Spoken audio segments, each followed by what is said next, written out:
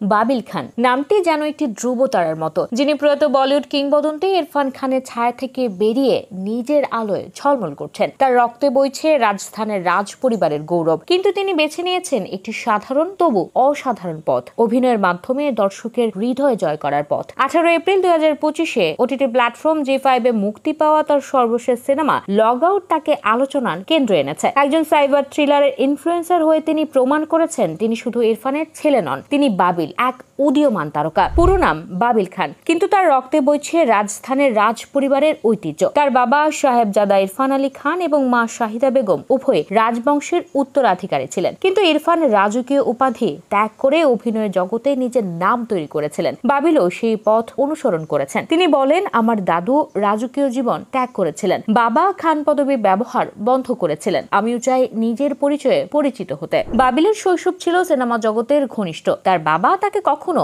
অভিনয়ের টিপস দেননি, কিন্তু জীবনের মূল্যবান শিক্ষা দিয়েছেন। বাবিল এক সাক্ষাৎকারে বললেন, আমি ধুম দেখতে চাইতাম, কিন্তু বাবা আমাকে তারকোভস্কি সিনেমা দেখাতেন। তিনি জীবনের মাধ্যমে আমাকে অভিনয় শিখিয়েছেন। এই শিক্ষা তার অভিনয়ের গভীরতা এনেছে। তিনি লন্ডনের ফিল্ম অ্যান্ড টেলিভিশন ইনস্টিটিউট থেকে পড়াশোনা করেছেন, যা তার শৈল্পিক দৃষ্টিভঙ্গিকে আরো সমৃদ্ধ করেছে। বাবিলের ক্যারিয়ারে শুরু হয়েছিল ক্যামেরার পেছনে। 2017 সালে তিনি বাবা ইরফান ও পার্বতী অভিনীত করিব করিব সিঙ্গেল সিনেমায় ক্যামেরার সহকারী হিসেবে কাজ করেন। এটি ছিল তার জন্য সিনেমা জগতের প্রথম পাঠশালা, কিন্তু তার স্বপ্ন ছিল পর্দার সামনে দাঁড়ানোর। 2022 সালে নেটফ্লিক্সের সাইকোলজিক্যাল থ্রিলার কালা দিয়ে তিনি অভিনয়ে অভিষেক করেন। তৃপ্তি ডিমডি ও স্বস্তিকা মুখোপাধ্যায়ের সঙ্গে তার অভিনয় নজর কাড়ে। সমালোচকরা বলেন, ইরফানের ছেলে হিসেবে নয়, বাবিল নিজের অভিনয় দিয়ে পরিচিতি পেয়েছেন। 2023 সালে নেটফ্লিক্সের দ্য রেলওয়ে ম্যান সিরিজে তার অভিনয় আরো প্রশংসা কুড়ায়। এই সিরিজে তিনি একটি জটিল চরিত্রে অভিনয় করেন, যা তার বহুমুখী প্রতিভার প্রমাণ দেয়। এরপর 2023-এ ফ্রাইডে নাইট প্ল্যান সিনেমায় তিনি নেটফ্লিক্সে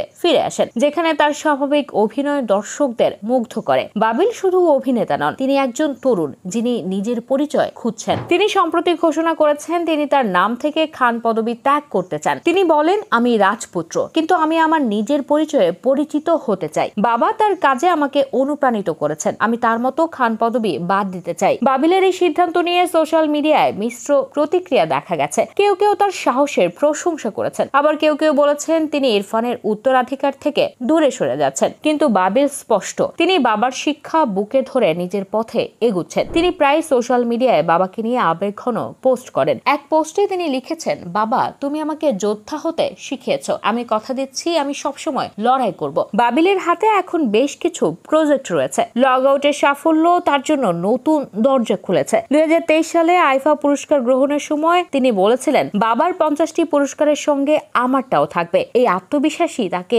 এগিয়ে নিয়ে যাচ্ছে। বাবিল খান শুধু ইরফান খানের ছেলে নন, তিনি একজন শিল্পী যিনি নিজের পথে হাঁটছেন। কালা, the railway man, Friday night plan এবং লগ আউটে তার অভিনয় প্রমাণ করেছে তিনি বহুমুখী প্রতিভার অধিকারী। তার রাজকীয় উত্তরাধিকার ত্যাগের সিদ্ধান্ত, জীবনের প্রতি তার দৃষ্টিভঙ্গি এবং অভিনয়ের প্রতি ভালোবাসা তাকে আলাদা করে। ইরফানের শিক্ষা বুকে ধরে বাবিল যেন এক ফিনিক্স, যিনি নিজের আলোয় বলিউডের আকাশে উঠছেন।